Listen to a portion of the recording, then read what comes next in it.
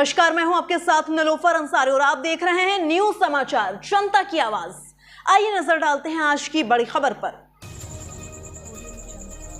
सागर जिले के जैसीनगर तहसील के ग्राम पंचायत रिछई में बुंदेलखंड की परंपरा से सरी का लोक गान आयोजित करते हुए सभी ग्रामवासी जो कि रक्षा बंधन के एक दिन बाद मनाया जाता है और कजलिया विसर्जन होती है।